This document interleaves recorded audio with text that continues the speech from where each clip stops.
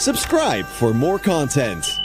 चलिए आज निकलते हैं भारत की सबसे लंबी और सबसे शानदार ट्रेन यात्रा पर। ये एक ऐसा सफर है जो सिर्फ किलोमीटर नहीं नापता बल्कि पूरे देश को एक साथ जोड़ता है।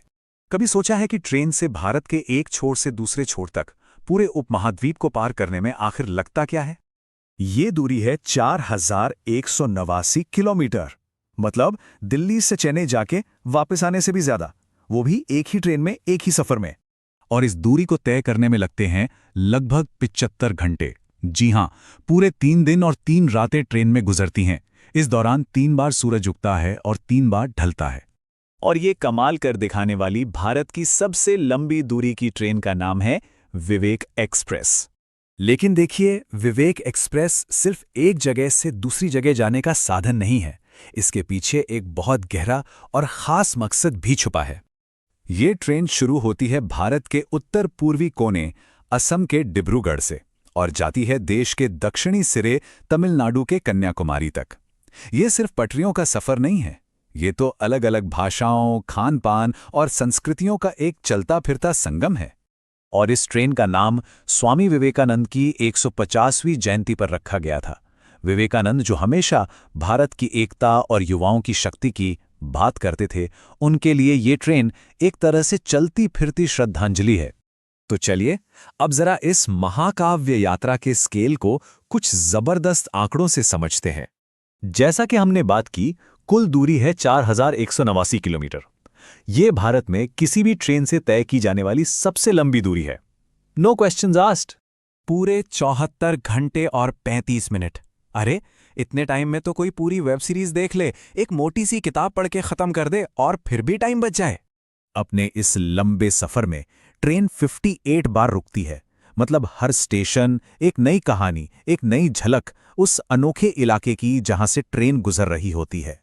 ये सफर असल में ना भारत का एक मिनी टूर जैसा है।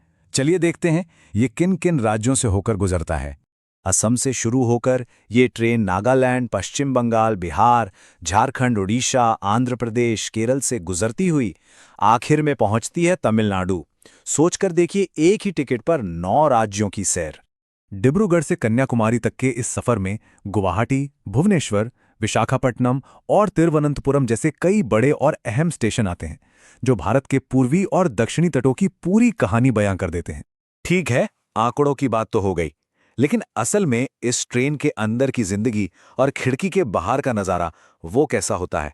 इतने लंबे सफर के लिए ट्रेन में हर तरह की सुविधा है, एसी कोच से लेकर स्लीपर क्लास तक।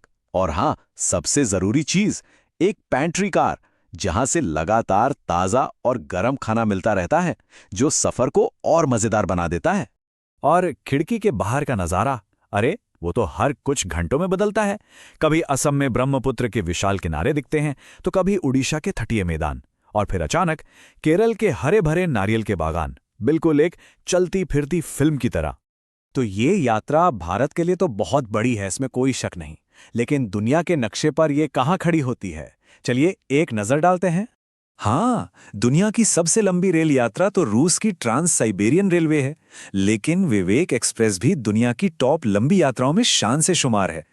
और ये अपने आप में एक बहुत बड़ी बात है। असल में ये सफर उन लोगों के लिए एक सुनहरा मौका है जो भारत की असली विविधता को एक ही बार में एक साथ महसूस करना चाहते हैं। ये सिर्फ एक ट्रेन यात्रा नहीं, बल्कि भारत की आत्मा से एक मुलाकात है। तो सवाल ये है कि एक अकेली ट्रेन यात्रा एक पूरे देश के बारे में कितना कुछ सिखा सकती है। ये हमें सिखाती है कि हजारों किलोमीटर और अनगिनत संस्कृतियों के बावजूद भारत एक धागे में बंधा हुआ है। क्या पता अगली बार जब कोई भारत को सच में देखना चाहे तो उसका रास्ता